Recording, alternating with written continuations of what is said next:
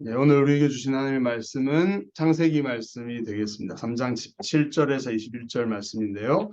다 같이 다섯 구절인데 읽어보도록 하겠습니다. 17절부터 시작.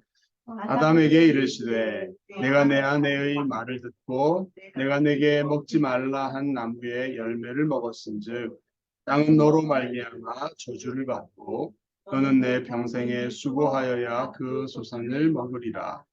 땅이 내게 가시덤불과 엉겅퀴를 낼 것이라. 내가 먹을 것은 밭의 채소인즉 내가 흙으로 돌아갈 때까지 얼굴에 땀을 흘려야 먹을 것을 먹으리니 내가 그것에서 취함을 입었습니다. 너는 흙이니 흙으로 돌아갈 것이니라 하시니라. 아담이 그 아내 이름을 하와라 불렀으니 그는 모든 산자의 어머니가 됨이더라. 여호와 하나님이 아담과 그의 아내를 위하여 가죽옷을 지어 입히시니라. 아멘. 아담의 일생이라는 일생 시리즈 마지막 말씀 함께 나누겠습니다. 잠깐 기도드리고 말씀 듣겠습니다. 하나님 아버지, 성경을 통해서 많은 사람들의 일생 가운데 하나님이 일하셨던, 하나님이 말씀하시고 가르치셨던, 깨우치셨던 것들을 살펴보고 있는데 오늘 마지막 시간으로 주님 앞에 아담이라는 인물을 생각하려고 합니다. 창세기 처음부터 하나님께서 등장시키셨던 모든 인류의 첫 사람, 그의 일생을 생각하며 우리의 모습을 생각해 볼 수 있는 시간 되게 하시고 남은 삶을 어떻게 무엇을 위해 어떤 모습으로 살아갈지 더 깊이 생각하고 우리 하나님 앞에 반응하는 그러한 시간이 되게 해 주시기를 바랍니다. 부족한 종에게 말씀을 주셔서 말하게 성령께서 도와주실 줄 믿고 주님을 의지하옵나이다. 예수님의 이름으로 감사하며 기도합니다. 아멘.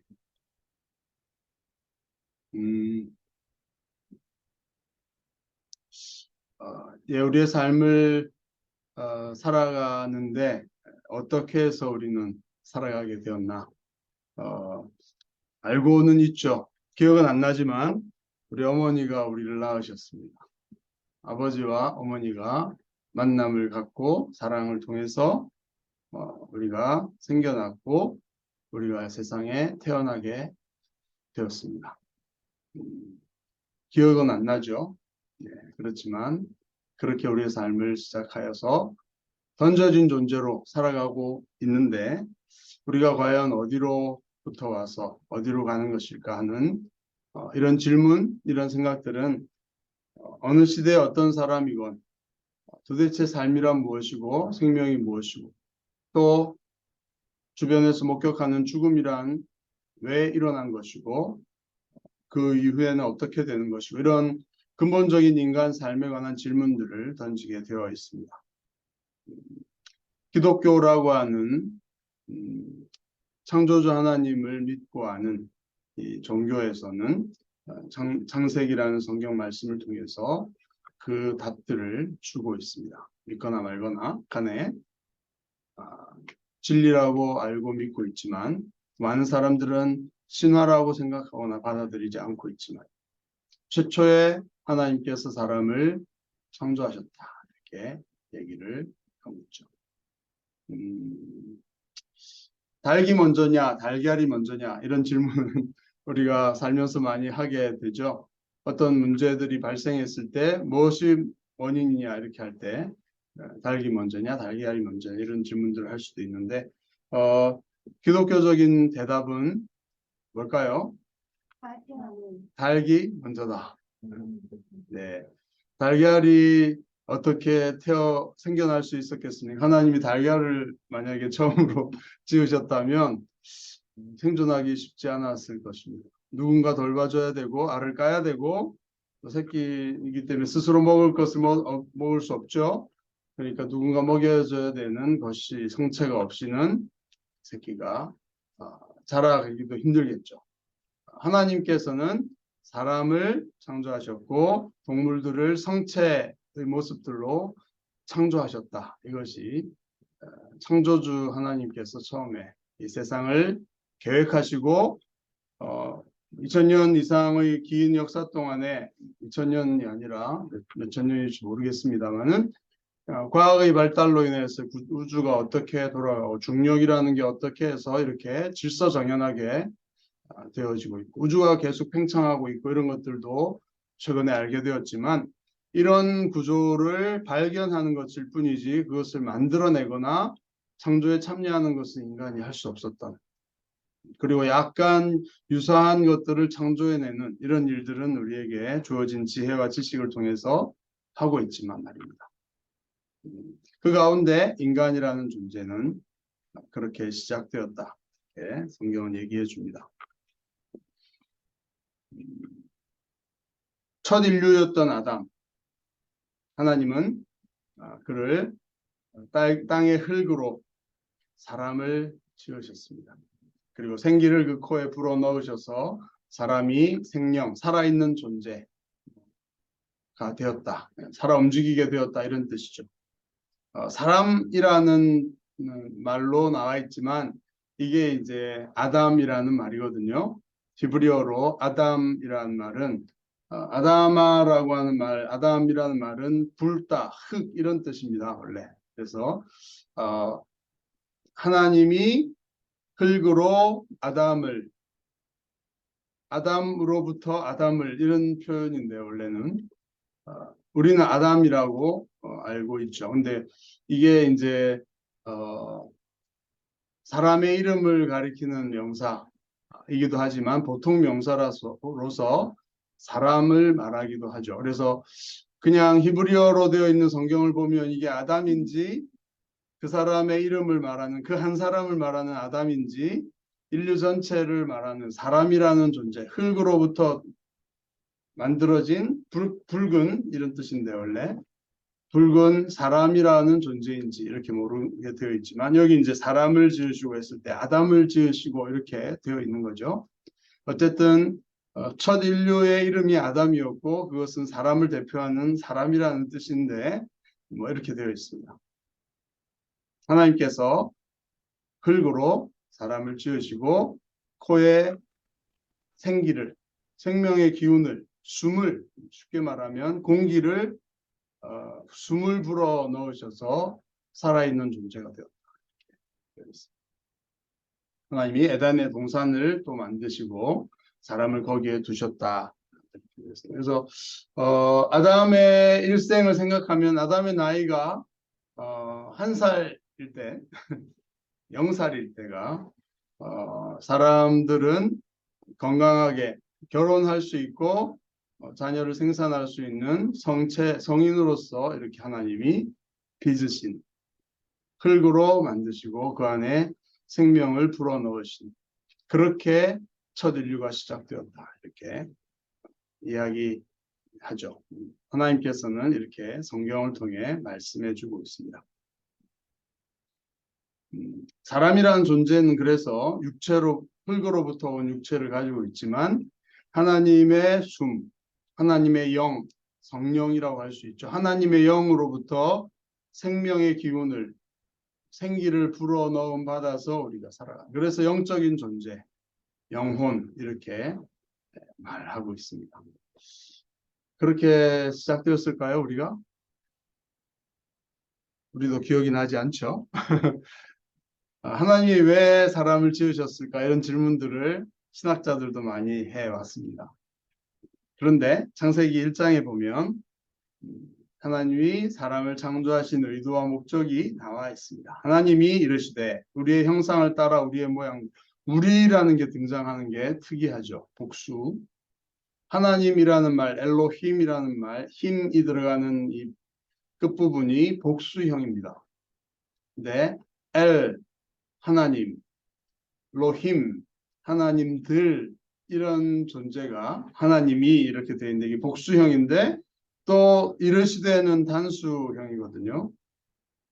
그 단어는 복수형인데 동사는 단수로 받고 있는데 또 거기에 하나님이 우리의 형상을 따라 우리의 모양대로 사람을 만들고 그들로 바다의 고기와 이런 것들을 모든 것을 다스리게 하자 이렇게 의논을 서로 하신 다음에 하나님이 자기 형상 곧 하나님의 형상대로 사람을 창조하시되 남자와 여자를 창조하시다.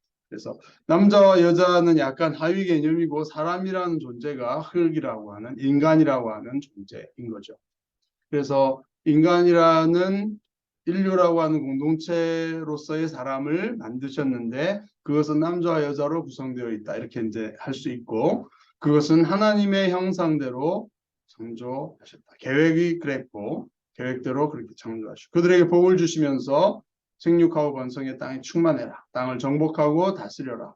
이 정복이라는 말이 오해를 많이 주었는데 그래서 서양에서나 이렇게 자연을 마구 회송해도 된다 이렇게 생각했지만 그런 뜻이 아니고 다스려라.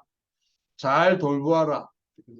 에덴의 동산에 이제 이것은 이제 창세기 1장에 나오는 부분은 약간 총론적인 것. 하나님이 왜 사람을 만들려고 계획하셨고 어떻게 만들었는지 그리고 그 사람은 남자와 여자로 구성되어 있고 그 목적은 이런 것이고 그들을 축복하시는 기대하셨던 건 잘 다스리는 것이었다 이런 것입니다. 근데 이제 2장부터는 강론으로 들어가서 어디에서 그러면 구체적으로 했는지를 줌인해서 자세히 보는 것이 이제 아담을 먼저 남자를 먼저 만드시고 에덴의 동산을 창설하시고 사람을 거기 두시고 동산을 잘 다스려라 이렇게 말씀을 하시는 이런 장면으로 시작이 되죠. 그리고 거기에 하나님이 아름답고 먹기 좋은 나무들이 나게 하셔서 아담이 따먹을 수 있도록 먹을 수 있도록 배려를 하신 것인데 약간 뭔가가 나오죠. 9절에 사람을 이렇게 만들어 놓고는 동산 가운데 있는 많은 나무들 다 먹을 수 있는데 가운데 중앙에 나무 두 종류가 두 그루가 서 있게 되었는데 생명나무와 선악을 알게 하는 나무가 있더라. 이렇게 구절이 되어 있고 그 다음에 강이 어떻게 흘러가고 뭐 이렇게 쭉 얘기가 나온 다음에 16절에 하나님께서 그 사람에게 명령을 하시죠. 동산 각종 나무 열매는 내가 임의로 마음대로 따먹을 수 있지만 선악을 알게 하는 나무 열매는 먹지 말아라. 내가 먹는 날에는 반드시 죽을 것이다. 이렇게 하십니다. 생명나무에 대해서는 언급이 없어서 사람들은 중앙에 있는 그 사람의 이목을 끄는 두 나무가 있는데 왜 생명나무를 안 따먹고 선악을 알게 하는 나무를 따먹었을까? 왜 그랬을까요? 하나님이 금지하셨기 때문이죠. 사람이란 존재는 금지된 것에 대해 관심을 많이 갖죠. 하나님이 왜 저거를 만들어 놓고 금지하셨을까요? 선악과 선악을 알게 하는 나무 정확하게 선악을 알게 하는 이 나무 왜 만드셨고 하나님 왜 또 먹지 말라고 하셨고 이런 이제 질문들을 하게 되는데 너무 복잡해지고 자세히 들어가면 어쨌든 하나님이 이렇게 하셨습니다. 선악을 알게 하는 나무가 의미하는 바 상징하고 비유하는 것이 무엇일까요? 그 나무가 지금은 없어졌죠. 노아 홍수 이후에 에덴 동산도 다 물에 잠기고 어디쯤일 것이다. 거기에서 강들이 발원했기 때문에 유프라테스 강, 티그리스 강 이런 것들이 거기서 발원했고 또 나일강 뭐 이런 식으로 해서 중동 그 수메르 초기 문명의 발상지라고 하는 그곳이 바로 그곳이 되는데 어쨌든 인류 역사 세계사에 나오는 그 출발점이랑 성경의 것들과 좀 일치하기도 하고 그렇긴 하죠. 어쨌든 하나님이 왜 그 나무를 만드셨을까? 그것은 인간 전체에게 살아가는 데 있어서 선악을 아는 것과 관련해서 그걸 먹어야 선악을 알게 하는 것이냐? 아니면 거기에 그렇게 중앙에 잘 보이는 곳에 이것은 선악을 알게 하는 나무고 먹어서는 안 되는 나무라는 이름을 가지고 거기 서 있는 것만으로도 선악을 알게 하는 나무일까? 이렇게 이제 질문들 크게 할 수 있는데 저는 먹어야만 선악을 아는 게 아니라 하나님이 금하신 것들이 인간사에 있다. 해서는 안 되는 어떤 것들이 있다. 그것은 율법을 상징하기도 하나님의 명령을 상징하기도 하지만 또 하나님이 세상을 다스리게 하실 때에 어떤 해서는 안 되는 어떤 것.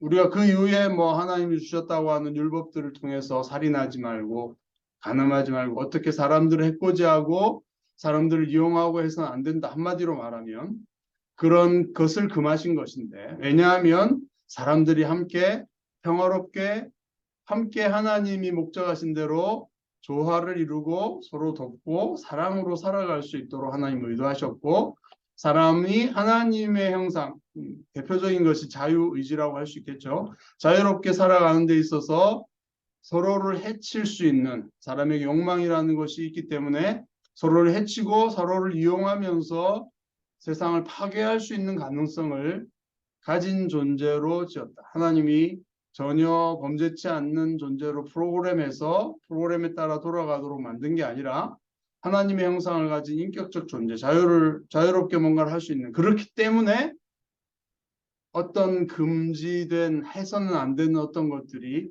있죠.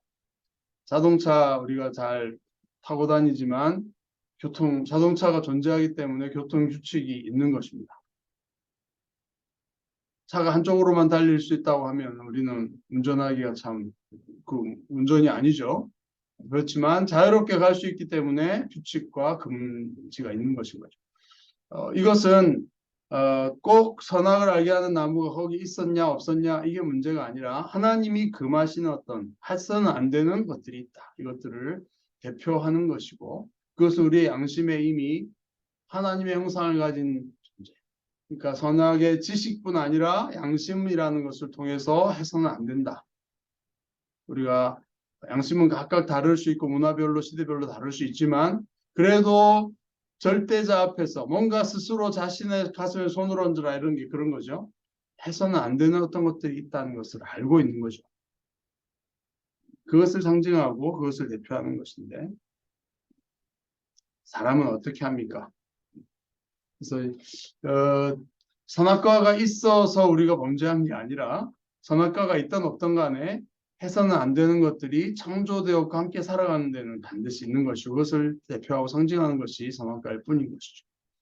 그래서는 안 되는데 사람은 그것을 나누죠, 나중에. 근데 어쨌든 하나님이 만드신 아담의 모습, 그 완벽한 창조물, 피조물로서의 아담은 지적으로도 아주 탁월하고 세상을 다스리기에 부족함이 없었던 존재였다는 것을 알 수 있는데, 각 짐승들에게 이름을 지어주는 모습을 통해서 이름을 지어주는 게 참 어렵습니다. 그 존재의 본질, 실체의 본질에 딱 맞는 것을 딱 붙여주는 게 이름인데, 이름 짓기 어렵죠. 근데 아담이 척척척 이름을 짓고, 그 다음에 하나님께서 그 동물들에게 커플들로 다가오는 것을 보여주신 다음에 본인에게도 커플이 필요하다는 것을 느끼게 하시고 깊이 잠들게 하시고, 그의 갈빗대를 가지고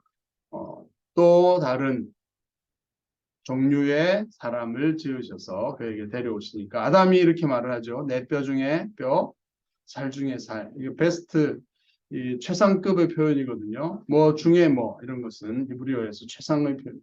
내 뼈 중에 가장 최고의 뼈가 여자이고, 내 갈비뼈 중에 가장 소중한 뼈 중에 하나에서 나온 내 살 중에 가장 아름답고 멋진 모습이 바로 이것이구나. 이렇게 해서 여자라고 부릅니다. 이쉬, 남자, 이샤, 여자. 이렇게 비슷한 이름이죠. 남자, 여자. 근데 원래 하나였던 것인데 다른 인격으로 하나님께서 이렇게 창조하셔서 에덴 동산에 살게 하셨다. 이게 이제 창조의 이야기였죠. 약간의 복선 같은 게 보였습니다. 그죠? 인간이 함께 살아가는 데 있어서 창조주의 뜻 가운데 선하고 사랑을 가지고 바르게 의롭게 서로 살아가서 진정한 평화와 화평을 이루면서 살아갈 수 있을 것인가? 그게 그러려면 하나님이란 존재, 창조주 하나님과 친밀하고 신뢰하는 관계 속에서 그분이 금하신 것을 피하고 기쁜 마음으로 법을 따르는, 이런 것들이 뭐 옛날 요술시대부터 동양부터 스스로 마음속에 신의 법이 있는, 하늘의 법이 있는 존재로 살아가면 법 없이도 살 수 있는, 뭐 이런 게 이제 가장 낙원 같은 인간사의 모습이겠죠. 이제 그것이 처음부터 하나님이 창세기에서도 보여주는 모습인데, 그런 것을 상징하는 것이 선악과이고 그것은 우리의 양심과 하나님과의 관계, 언약적인 관계와 모든 것들의 중요한 것이었는데 사람은 어쨌든 뱀이 뭐 속였고 꼬셨고 이런 과정을 우리가 들어서 알고 있지만 어쨌든 간에 근데 이제 아담의 얘기니까요. 아담이 그 첫 선악을 알게 하는 그 나무의 열매를 먹을 때의 장면이 6절에 딱 클로즈업되어 있는데 여자가 뱀의 얘기를 듣고 절대 죽지 않는다. 하나님은 반드시 죽으리라 그랬는데 죽지 않는다라는 얘기를 듣고 하나님이 금하신 것은 너희가 하나님처럼 선악을 아는 것을 방해하기 원해서 이런 이제 뱀의 논리, 뱀의 말씀, 뱀의 말을 듣고 여자가 하나님의 말을 들을 거냐 아니면 반대의 정반대의 얘기를 들을 거냐 하는 선택의 기로에서 선택을 하게 되죠. 여자가 보니까 먹음직도 하고 보암직도 하고 지혜롭게 할 만큼 탐스럽기도 하는 여성들이 뭐 진화론에서도 그렇게 말할 수 있지만 가장 진화된 가장 나중에 창조된 존재가 여성 아닙니까? 남자가 감탄했던 뼈 중에 뼈, 살 중에. 근데 이제 감각도 좀 탁월해가지고 시각적인, 미적인 거 보기에는 미각적인 거, 후각적인 것도 참 먹음직하고 보암직 보기에도 너무 좋고 지혜롭게 할 만 이런 지적인 이런 면에서도 이렇게 해서 여자가 먼저 결정을 하죠. 따먹습니다. 그리고는 자기와 함께 있는 남편에게도 줍니다. 그래서 그도 먹습니다. 아담이 하나님이 하와를 창조하기 전에 여자를 창조하기 전에 동산 중앙에 있는 나무에 대한 말씀을 주셨기 때문에 아담이 이제 책임져야 되는 리더 역할을 해야 되는 거고 그 얘기를 이제 하와에게 말해준 거 여자에게 말해준 것인데 여자가 근데 그 장면 선악과 나무 앞에 아담도 함께 있었던 거죠. 근데 약간 분위기가 어떻습니까? 주도적으로 여자가 따먹는데 남편이 서로 도와줘야 되는 돕는 배필로서 있어야 되는데 제지하지 않죠. 옆에 있었다는 걸 알 수 있죠. 근데 제지하지 않고 가만히 지켜보다가 여자가 먹고 바로 죽어야 되는데 안 죽으니까 약간 뭐 실험 대상처럼 아내를 이용한 거죠. 안 죽네. 그래서 결론 뱀의 말이 맞았나 보다. 죽지 않는 걸 보니. 그렇게 하고 자기도 안심하고 따먹은 거죠. 심리적으로는 여자가 생각하고 결정한 것에 동의를 하고 있었지만 자기가 주도적으로 하지 않는 이 비겁함을 보십시오. 네, 확인된 다음에는 자기가 먹는 거죠. 근데 하나님께서는 어쨌든 나중에 문제가 돼가지고 하나님이 이렇게 꼬치꼬치 따지시니까 아담이 하는 말이 하나님이 주셔서 나와 함께 있게 하신 여자 그가 열매를 내게 주기 때문에 내가 먹었습니다. 이렇게 이제 변명을 하는 거죠. 아, 예, 좀 찌질한 모습이 뭡니까? 자기가 한 것은 다 숨기고 결국 원인을 하나님한테 하나님이 주셔서 나와 함께 어땠습니까? 창세기 2장 끝부분에 가장 아름다운 그 첫 결혼식 장면에서는 내 뼈 중에 뼈요 살 중에 살이고 하나님이 주신 이 아름다운 나의 배필 하면서 이제 신랑이 노래를 부르면서 이제 결혼식을 거행해 놓고는 결국 자기가 잘못한 것을 비겁하게 해놓고는 변명까지 하는 그리고 원인을 여자에게뿐 아니라 여자를 만드신 하나님 당신이 주신 그 사람이 죽기 때문에 내가 먹었다. 이게 말이 안 되잖아요. 뭐 판단력이 없는 것도 아니고 억지로 먹인 것도 아닌데 자기가 먹어놓고는 이렇게 변명하는 이런 찌질한 존재를 전락하죠. 선악을 알게 하는 그래서 이 나무 열매가 뭐 독이 들어있어서 이런 게 아니라 그 열매를 먹은 자체가 하나님 말씀을 어긴 것이고 하나님께 불순종하고 하나님과의 믿음의 관계, 신뢰의 관계를 깨트려 버리는 이 엄청난 반역과 불의의 첫걸음을 내딛는 이런 것이죠. 그 나무가 사과는 아닙니다. 무화과라는 설이 있긴 하지만 뭔지는 모르죠. 아담이 먹다가 목이 걸려가지고 남자들이 뭐 목이 이렇게 툭 튀어나왔다 이렇게 하는데 아담의 뭐 목뼈 이렇게 하는데 그거 다 거짓말이고요. 사과인지 모릅니다. 어쨌든 이 나무 범죄 시작이 되었죠. 결국 하나님께서는 죽으리라고 하시는 말씀이 사실이라는 것을 확인해 주시고 그 다음에 내가 네 아내의 말을 듣고 내가 먹지 말라고 한 나무 선악을 알게 한다는 것은 뭐 다른 의미죠. 그것 때문에 먹어야 선악을 아는 이게 아니라 어, 악한 것이 있다는 것을 보여주는 그런 나무일 뿐이고 사람들이 하나님을 경외하고 하나님의 말을 신뢰하고 저렇게 해서는 안 되는 것이 있어. 하나님이 금하신 것이 있어. 이것을 상징하는 것일 뿐이죠. 그것을 먹으면 선악을 알게 한다. 이것은 다른 의미인 거죠. 자기가 선악을 판단하는 주체가 되어가지고 이제 아내가 사랑스럽던 아내가 나를 죄에 빠뜨린 그런 나를 유혹한 존재 이렇게 보는 사람의 눈이 달라진 거죠. 사람 그런 의미가 선악을 알게 하는 나무의 또 다른 파생적 의미라고 할 수 있습니다. 벌거벗은 게 참 부끄럽지도 않고 괜찮았는데 벌거벗은 다음에 옷으로 막 부끄러워하고 가리고 이런 사람의 퍼스펙티브가 선악에 관해서 이건 안 좋은 거야 좋은 거야 하나님의 관점과 독립된 제멋대로 자기가 선악을 판단하는 그런 능력 그런 퍼스펙티브 관점을 갖게 되는 것이죠. 선악과의 파생적 효과는 그것입니다. 어쨌든 그게 선악을 알게 한다는 왜곡된 의미일 뿐이지 하나님이 금하신 나무다 이런 것이 중요한 것이었는데 그것을 먹었기 때문에 이제는 땅이 너로 말미암아 저주를 받는다. 하나님이 직접 아담을 저주하지 않으시고요. 땅을 저주하시고 그 다음에 사람이 원래 일하는 것은 하나님이 맡겨주신 동산이나 이 세상을 다스리는 그런 일, 잘 가꾸고 잘 다스리고 하는 일이었는데 그게 즐겁고 미학적인 일이고 음악 이렇게 그 창조를 다스리면서 그 기쁨과 이런 사랑과 아름다움을 노래하는 것이 그냥 즐거운 일이었다면 이제 먹고 사는데 필요한 일은 없었거든요. 근데 땅이 저주를 받았기 때문에 제대로 산물을 내지 않는 저절로 내던 것이 잘 되지 않고 땀을 흘리고 수고하고 땅을 갈고 이렇게 기경하고 좋게 잘 관리해야지 먹을 게 겨우 나오는 이런 곳으로 땅이 저주를 받은 것이죠.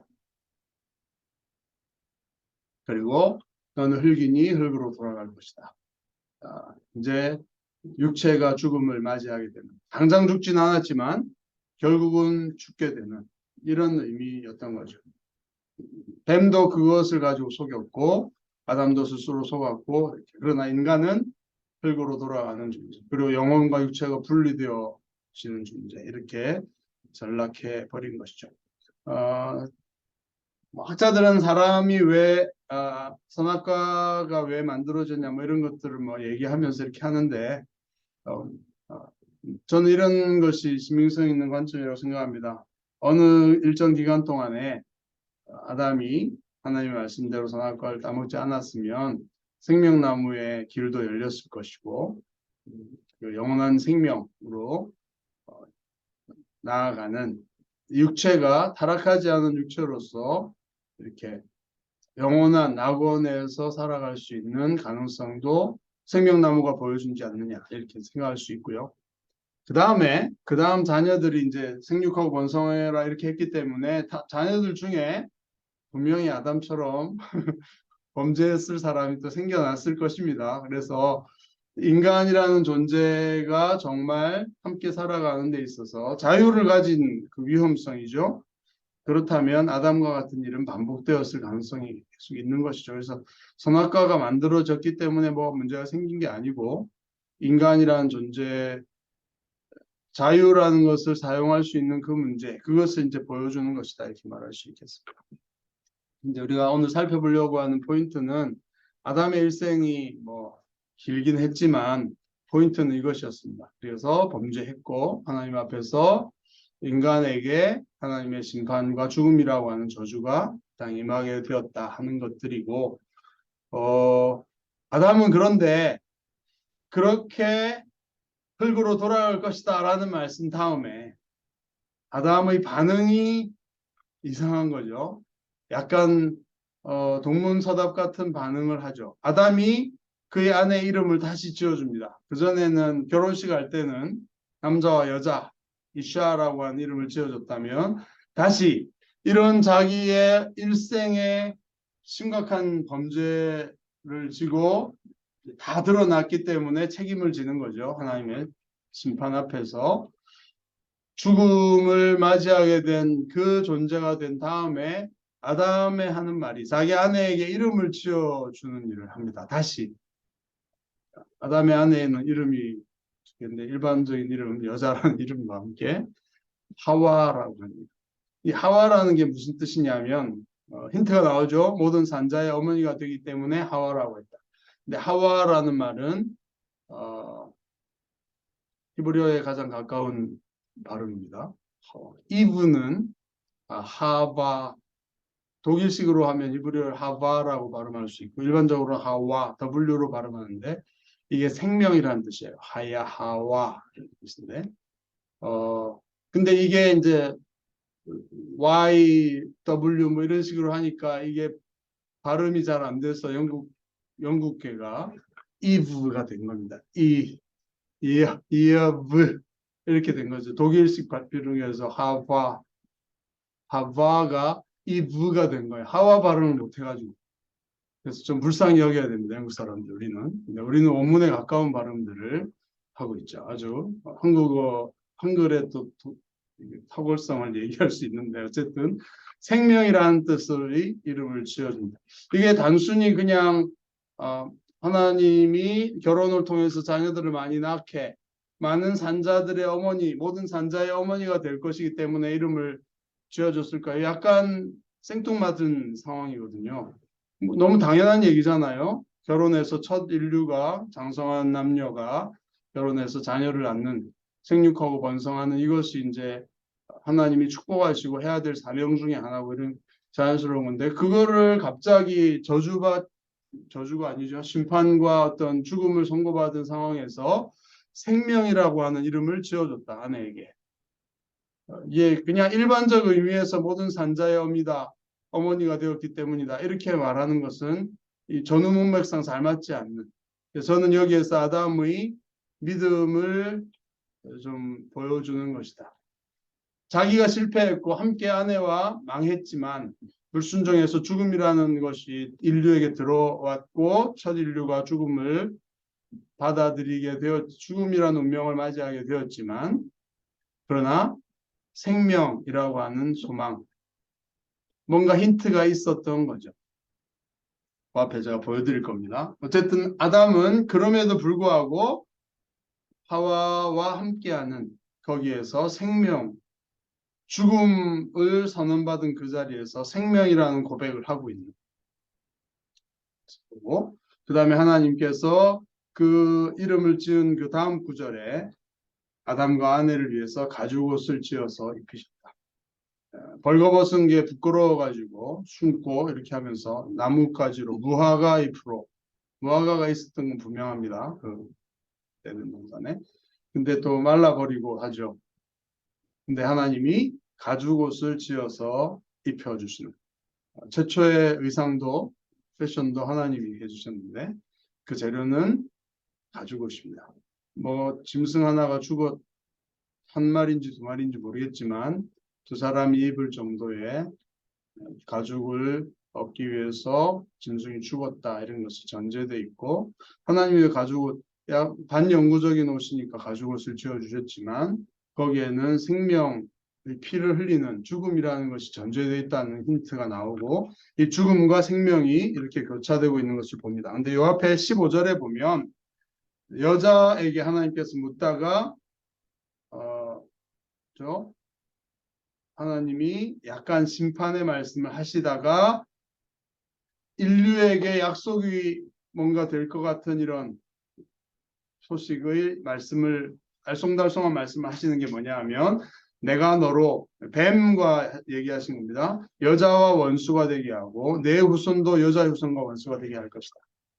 여자의 후손은 네 머리를 상하게 할 것이고 너는 그의 발꿈치를 여자가 뱀의 얘기를 듣고 하나님께 반역하게 되었다는 것을 보고 뱀에게 하나님께서 확인한 다음에 뱀에게 이런 얘기를 하시는데 여자랑 원수가 되게 할 것인데 여자의 후손이 네 머리를 상하게 영원한 갈등 관계가 생길 텐데 여자의 후손이 네 머리를 상하게 뱀의 머리를 상한다는 이 상징적인 표현은 뭡니까?